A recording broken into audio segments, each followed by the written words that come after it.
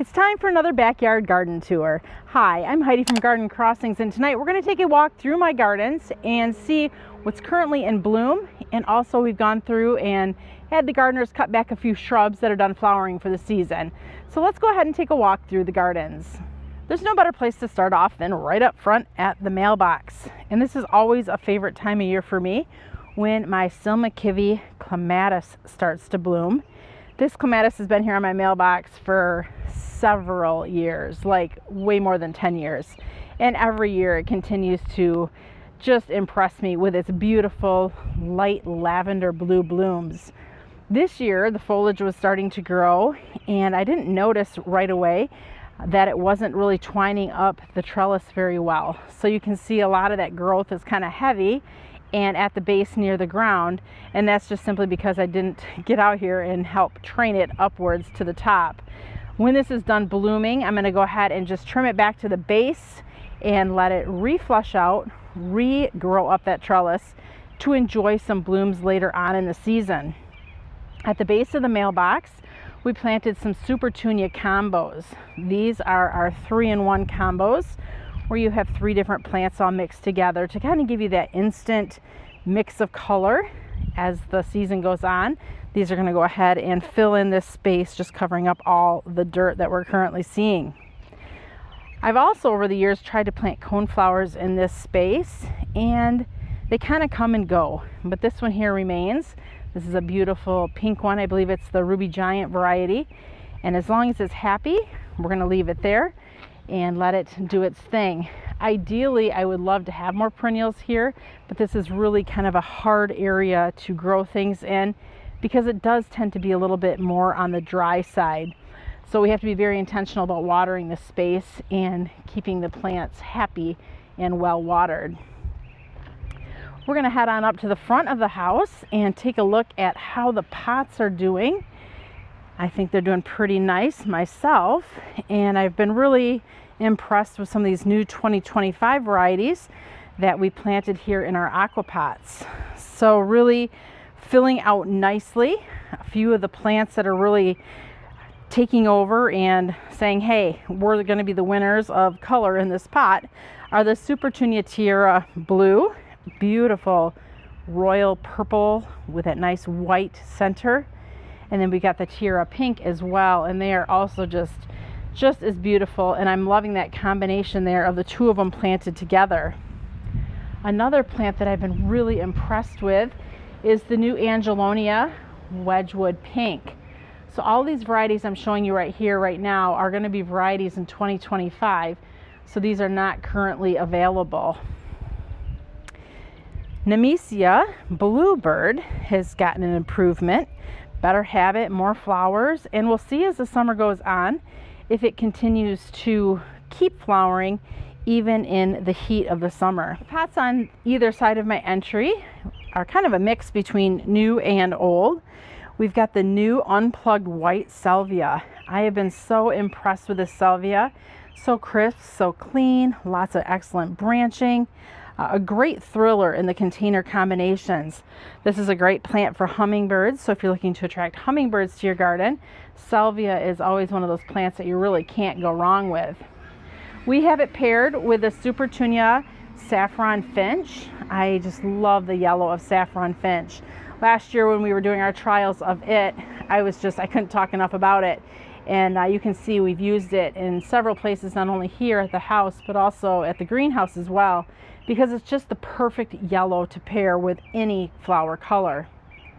Also, we've got some of the Nemesia Aromance Mulberry. This has been a favorite of mine as well since we trialed it a few years back, and it's found its way in containers and in the landscape as well.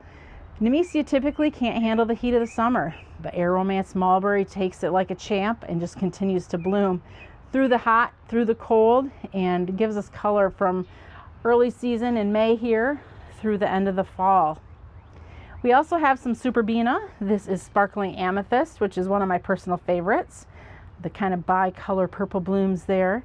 It's really kind of a neat look here of the purples, the yellows, and the whites, creating these combinations. Tucked in here on my front porch is my one and only shade planter. We did a video on planting this and talking about all the various plants that are in it. We've got the Senecio angel wings, the beautiful silvery foliage plant, Selenia apricot, begonias. We've got fuchsia. This is autumnal. We've got some of the begonia pure white, kind of a draping little plant. And then in the back, tucked in the back, we've got the fuchsia fireworks and then a begonia pegasus. So as the season progresses, I anticipate pegasus to get probably 18 inches tall along with these fireworks fuchsia. So this plant is going to really fill out towards the back end and then have all that beautiful color here at the front. You'll notice since the last video, the lilac tree has gotten its spring or summer trim. So lilacs are best trimmed after they are done flowering. So this is definitely a plant you don't want to trim in the fall or early spring because you'll be trimming all the blooms off. So once this was finished blooming, I gave the gardeners the go ahead to give it a trim, and I'm really impressed with the shape that they trimmed it in this year. I think it's kind of funky, kind of fun. So it's ready to go for next season when it will be happy and blooming again. Underneath are the Anna's Magic Ball arborvitaes. These are very mature plants. They're about 3 foot tall, 3 foot wide, creating just a mass of that beautiful chartreuse yellow underneath the lilac here. Making our way towards the backyard now, we've got the quick fire hydrangea. This is the first hydrangea in my garden, the first hardy hydrangea in my garden to flower. And this blooms off of the new growth, so it could be trimmed in the fall or in the spring. And if you look closely, you can see just a ton of buds. This is going to be absolutely gorgeous once it starts to bloom. Lining the walkway as we head down, we have the bobo hydrangeas. Buds are just starting to form there. And then the pugster butterfly bushes. Those came back really nicely this year. We're doing kind of an every other for when they start to bloom. Oh, look at these cuties. The mini mauvette hydrangeas, they're really small. They're about 3 foot tall, 3 foot wide. Look at those vibrant pink blooms. I just love hydrangea season, and we are officially entering hydrangea season with the blooms of our arborescent or smooth hydrangeas. The one here right in front of me, this is the incredible blush hydrangea. And even though the flowers are just starting to open, you're getting a lot of feel of that pink coloration. Let's go in closer and take a look at the buds. So you can see they're really pretty tight yet, not a lot of color. Here's one that's open just a little bit more. So probably by the end of the week this week, we are going to have just a fully open bloom. But until that point, these flowers are giving a little enough color that I think they look really pretty here in this space. This is part of the Incredible series. So when these are done flowering, they'll be done flowering for the season. Usually flowers last for about 3 to 4 weeks on this particular variety, sometimes longer. More clematis to talk about. I could talk for days on clematis. Here we've got the beautiful Venosa violacea clematis, and then tucked behind it is the Jolly Good clematis. Hostas is making a big presence here in the garden. It's a very large hosta, and this hosta was planted, this is one of the first plants we actually planted in our landscape. So this plant is going on nearly 20 years old. Got some campanula, some white blooming here. Daylily buds. The daylily will be blooming soon. And here's the iconic Alstroemeria Inca Ice. Just starting to bloom. Long stems of beautiful peachy flowers. I will tell you, unfortunately, Alstroemeria Inca Ice is no longer in production. For the last 3 years, we've tried to get a hold of this plant to be able to offer it to you both online and in our retail store, and it is virtually nowhere to be found in production state. So unfortunately, this is something I love to talk about, but something that we don't have available. But I can tell you, for those of you who are loving this, that in 2025, Proven Winners is introducing 3 new alströmerias that will look similar in height and similar in habit to the Inca ice, with the nice tall stems, and will be hardy in Zone 5 gardens. So that's something to look forward to next year. The circle garden went through a little bit of maintenance. So if you remember, we had the Bloomerang dwarf purple lilacs, and they were getting pretty big. And they were getting so big, in fact, that you can see they were kind of leaning into the My Monet Weigela, kind of making the Weigela look a little misshapen and kind of ugly looking. So we had the gardeners cut them in half. So these were about, well, they were probably about 3.5 foot tall or so. And we just had them kind of shape them down to, they're about 2.5 or so foot tall now. So that math didn't just work out for me. But I would say they took probably a good 12 to 18 inches off. So there's not a lot of leaves remaining. This will continue to flush out and put on new leaves.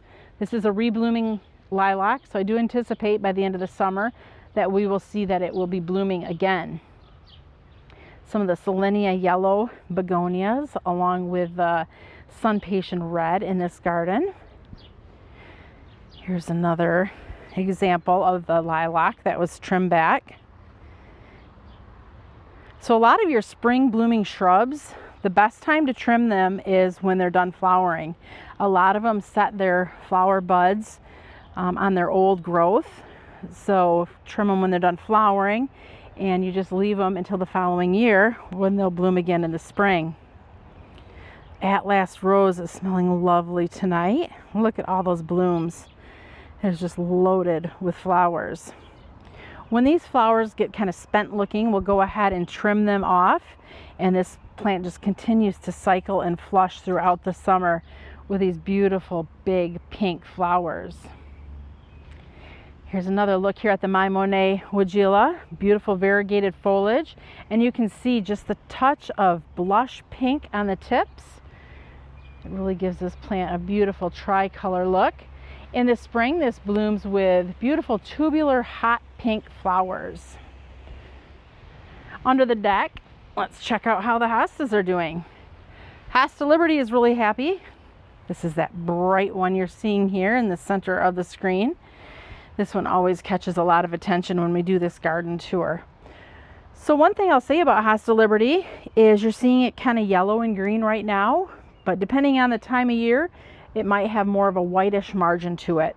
And that's one thing with hostas to keep in mind, is they don't always look the same at all points in the season. And even too, if we ship a hosta and you're like, this isn't right, it's not how it looks in the picture, young hostas look different than more mature hostas.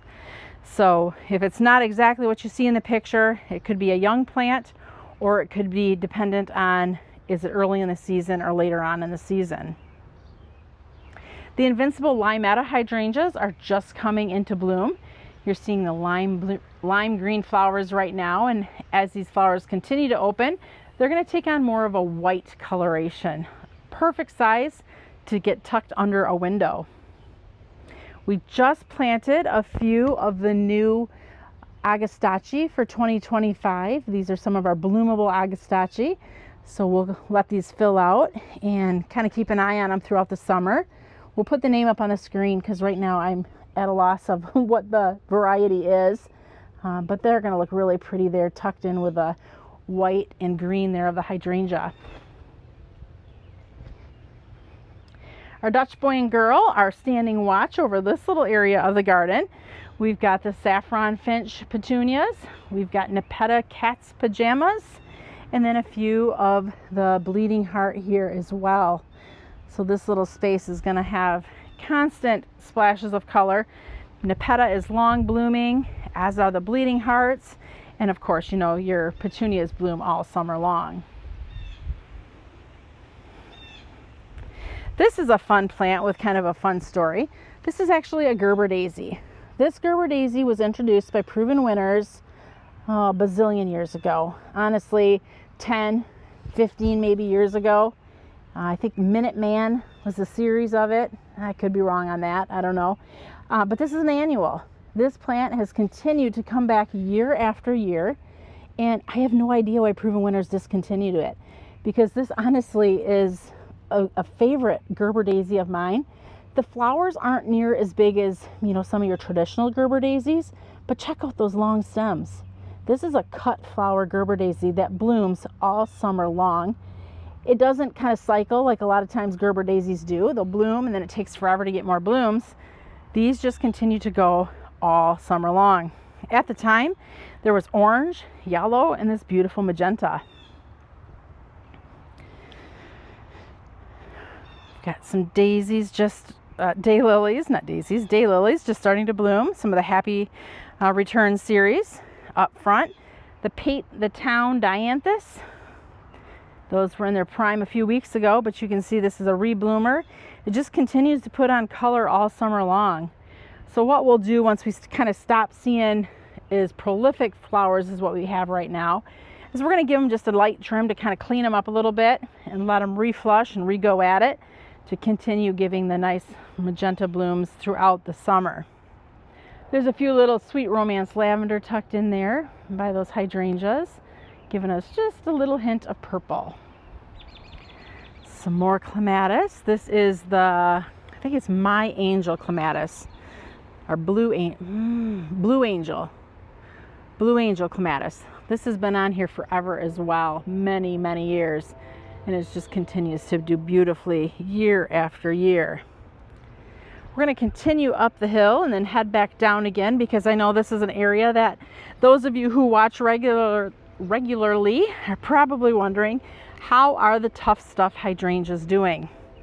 So here are the Tough Stuff hydrangeas. They are 3.5 to 4 foot tall right now, and you can see there's a lot of buds that will be shortly turning into blooms. A little bit of color starting here. So this is just the first cycle of blooms. It's going to bloom, it'll put on some more growth, and then it's going to bloom again. So this is a nice fun one, because it just blooms twice through the season and does really nice year after year. Now it is getting quite tall, so I think last year I said we were going to do this and didn't. We need to trim this back. So I'm hoping probably this fall we'll trim it back to about 18 inches or so and just let it kind of reflush back out. Sometimes you have to do that with shrubs. If they start to get kind of too big for the location, or maybe they're not too big because it does fit its spot nicely, but it's too big for what I want it to be in this location. I mean, have you seen a hydrangea push a grass out of the way before? This morning light grass is like, hey, wait, you're getting in my space. But looking really good. We're gonna head on out to the butterfly garden, and you'll see there's a new addition out there. We'll see how many of you notice what the new addition is as we get closer.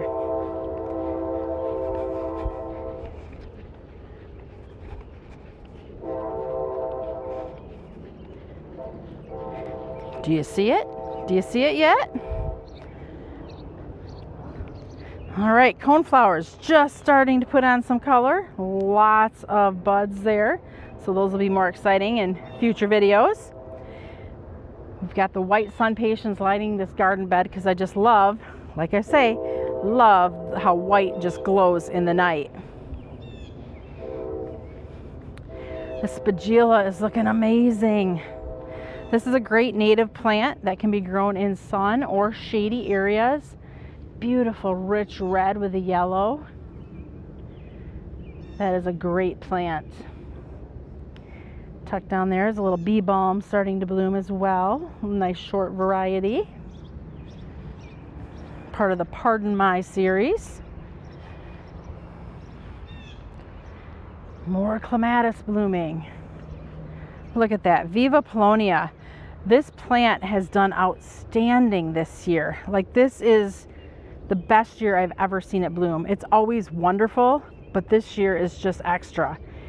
Love, love, love the magenta color. The flower power is just amazing. In the background, the opening act phlox are looking lovely. Just love the massive color that they add to the garden. Lupin are still hanging on with color. Oh, Just love the beautiful texture and spikes of color that lupin add to the garden. So for those of you who may have guessed it, I finally got a new birdhouse. My trio is now complete. So that is a Studio M birdhouse. Unfortunately, that company has recently gone out of business. So that's sad. But I did actually buy 2 of them. So as maybe the blue one starts to kind of wither away, we'll go ahead and replace it as well. The thing is they're all the same height though, and I really like how these 3 birdhouses are kind of staggered at different heights. So we'll see, we can always find a different place for it as well. But I'm glad that that little trio is now complete, because especially in garden design, you want to do odd numbers, even like with your garden clunder. So we'll see if a little bird finds its way to its new home. The delphinium are blooming right now. Beautiful blues. So delphinium is definitely one of those flowers that can add some true blue into the garden. This one is, I believe, blue lace. And this plant is pretty tall. It's taller than me, so it's about 5'9" or so. You can see we have a little yellow tomato cage in the garden, and we use that to kind of give this plant a little bit of support so it doesn't flop over. If you get a good strong breeze, sometimes these tend to fall over. So if you have something you can grow them in to give them some support, they definitely would benefit from that. The phlox again, just vibrant, vibrant splashes of color. Firelight hydrangeas in bud. This will be blooming sometime in August, probably mid to late August is when we'll start seeing this bloom with its beautiful white blooms that fade and turn to a bright fiery red. Sonic Bloom Weigela is doing nice this year. This is the Sonic Bloom Pink. This is a reblooming Weigela, so this will bloom up to 3 times here in Michigan, and this is its first bloom cycle right now, and you can just see how prolific it is and just full of color. The next cycle of blooms is going to come from this new growth that we're starting to see kind of poke up there on top. So that's where our next round of flowers will come from. Let's head on over to the Hosta garden and see how it is doing. Beautiful patchwork of color, and I know this space in my garden has given so many of you inspiration to try hostas or just do something that you didn't know could be done with hostas. And I've told you before, I used to think there was one hosta in this world because my grandma split it 112 times, gave it to my mom, who also split the same thing 112 times. So they lined virtually every space I was ever known to see was bordered with this one singular hosta. Well, that was not a look I really cared for. But when we started growing hosta and Rod suggested we created this patchwork of color, I first was very hesitant because I'm like, this is a lot of space to dedicate to hostas. But now that we've done so, I'm very glad that we have, because it's so cool to see all the different sizes, the colors and the textures of hostas that are out there and what can be done in the garden with them. So I am noticing as I'm walking through here tonight, there is definitely some slug damage on these hostas. So you may be asking yourself, well, what do you do about that? What we're going to do about it is we'll sprinkle some slug bait. It's little granulars that the slugs eat, and then it kills them. And hopefully that'll help my hostas so that they don't have so many holes in them. So you do see there's a lot of space in this garden. So over the years, 15, 20 years or so, we have experienced some hosta die-off, which is crazy, because how do you kill a hosta? It's pretty hard to do. But obviously on their own, they've kind of dwindled and some of them have died away. So this is giving us opportunity to, at some point this summer or fall, plant up these spaces with more hostas. Rod wants to try to be a little bit intentional about what he's going to do, like put big ones in the back and smaller ones in the front, because he doesn't want the little ones to get buried, obviously, by some of the bigger ones. This beautiful chartreuse splash of green in front of us is the Aurelia Sun King, which is another great shade plant.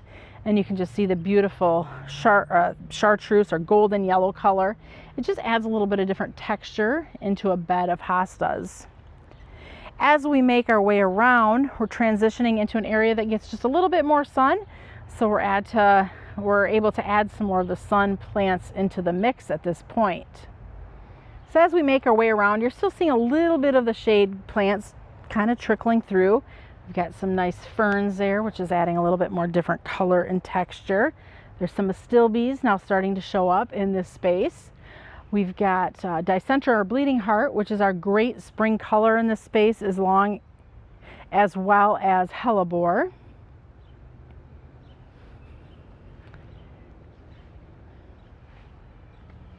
Another alstroemeria, that's the pink flower you're seeing there. This is a very old alstroemeria. This one too is another one that's no longer in production. And this has been in this garden for about 20 years. And every year, sometimes it's having a good year. Other years it's a little sad and a little small. But this year it's really prolific. Nice big clump with lots of flowers. This must still be there waiting to flower.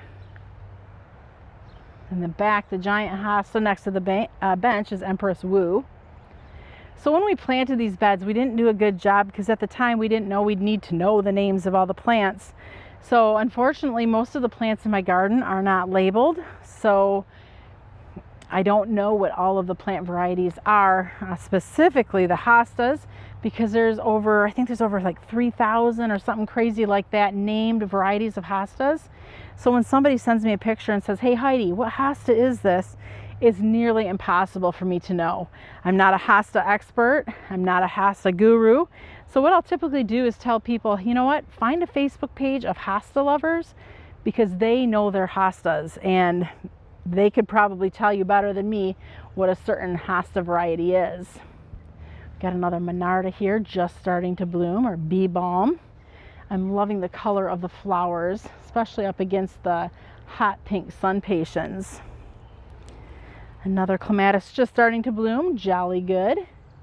This is on a 4-foot obelisk. A little bit smaller flowers, but there's so many of them that when this thing is in full bloom, we're going to virtually not see any of that foliage at all. Gorgeous astilbe. So these astilbe I can see from my house. This is the Rise and Shine variety, and right now you're seeing there's a lot of greens in this space, but those pokes of magenta really stand out from a distance. Some coreopsis here blooming. Coreopsis is another long blooming perennial. Typically the deer will kind of stay away from it. Spirea gold. White phlox there. This area is all daylilies. So once this starts to bloom, it's just going to be a massive sea of daylily color. We planted a bunch more of the agastache here around the boy and girl. These are also part of our bloomable series of agastache. So we'll try to put the names up of these because there's so many beautiful ones to look forward to in 2025. And this is just a fun way of displaying them, all the colors kind of in an area. That's one thing I really like to do is, notice earlier with the coneflowers, I had a whole bunch of coneflowers grouped together. In the background there, a whole bunch of daylilies. Just taking a plant family and getting all the different kind of colors and putting them together so that they are complementary to one another and play really nicely off of one another. We're going to head back. There's a creek back there just past that barn, but I want to show you my Aphrodite shrub. It is giant and it is in full bloom, and it blooms for a long part of the summer. You got to zoom in close because I'm not walking through that thickness of bugs to get right up close to the plant, but in the back there, the Aphrodite, that plant is over 12 foot tall and about 12 foot wide, and it is loving life tucked back there up against the creek. We've got it with this beautiful golden arborvitae, so that kind of helps really draw your attention back to this space. And if you look high and you look up, you see the beautiful red blooms just covering that shrub. Hydrangea Incredible is just starting to bloom. Incredible is part of the smooth or arborescent hydrangea family. It is much like Annabelle, if you're familiar with the Annabelle variety. Annabelle is kind of known to be a flopper, where the Incredible has extra strong stems, extra large flowers, and really holds its own very nicely in the garden. This plant is about 4.5 foot tall right now, and it's probably 5 to 6 foot wide. And part of the reason why this one is so wide is because if a branch lands on the ground, sometimes it will root itself and create a new plant. So my original plant has kind of gotten larger and larger by having branches root and create a new plant. Great placement for this plant. I love how it just really anchors and fills in this back corner here of my garden. We also have the Invincible Spirit 2 planted here in front of it, which contrasts nicely with its beautiful pink blooms up against the white blooms there of the Incredible. So the Invincible series is different than the Incredible series. So Invincible series are actually reblooming hydrangeas. So once this one is done flowering, it'll continue to send up additional blooms throughout the summer. Tucked behind the beautiful Invincible Spirit are more clematis. We have the Hydrangea clematis along with some Princess Diana. You know I like to mix plants together. That way if one's not blooming, another one is. Or it's really nice too because they coordinate and complement each other growing here on a trellis. There's another trellis of plants with some more Viva Polonia. Now you can see in this trellis it's not quite as prolific as it is on the other one. Partially this could be because it's getting more shade. It doesn't get sun till a little bit later on in the day. Planted some more Monarda in this area, knowing that hopefully they'll kind of spread a little bit and kind of fill in around the base there of the clematis. Also tucked in are a few of the new digitalis or foxglove, part of our bloomables series. So these are kind of getting spent blooms at this point, so we'll probably just trim them back and see if we can get another flush of flowers a little bit later in the season. Our clematis wall is a wall of color right now. It's kind of interesting, kind of that red, white, and blue look going on, and it's really pink, purple, and white, but really stunning.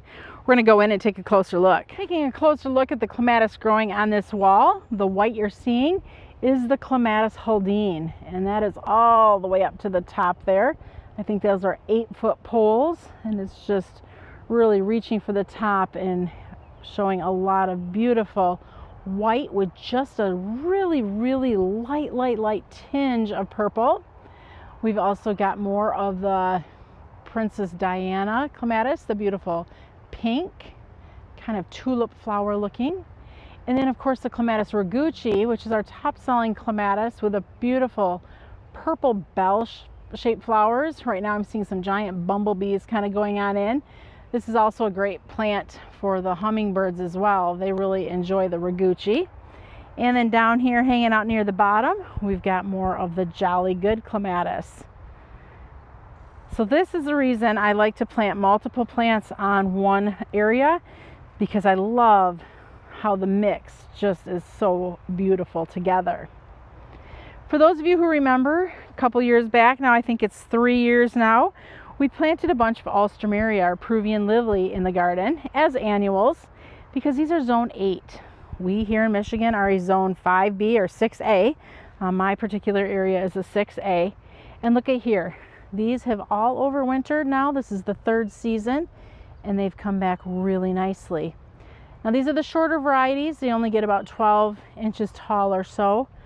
But just the mass and beauty of the flowers and the fact that they've come back now for 3 years, these are bonus plants, something unexpected that happened in the garden. In front of the wall, we planted the Bermuda Beach Supertunia along with the saffron finch. So for the longest time, Bermuda Beach was just not a favorite of mine. It was a hard pink to work with, didn't match other pinks, really didn't know what to do with it. But now that there's so many great new Supertunias out there, like the saffron finch, I'm loving the yellow and that kind of corally pink together. We've also planted the Bermuda Beach with the deep purples at the greenhouse, and that too is a very stunning combination using the Bermuda Beach in combinations. Some Bright Idea sedum is blooming. A lot of sedum are fall bloomers, but the Bright Idea has got nice red stems and beautiful yellow flowers, blooming now here in June. dark foliage is the Weigela Wine and Roses. This is blooming earlier on this spring, and now that it's done flowering, the foliage is a great pop and distraction in the garden where it kind of breaks up so many greens that most plants have. Limelight hydrangea, that'll be a late bloomer this August. Something we'll watch as the season continues to go on. And we're going to end today's video here with another incredible hydrangea, because it really is such an incredible plant with its large blooms, sturdy stems, and such a beautiful look in your early summer gardens. Thanks for watching. If you have any questions or comments on today's video, please feel free to leave them below. And if you're new to our station, we welcome you to subscribe. Thanks for watching. I'm Heidi from Garden Crossings.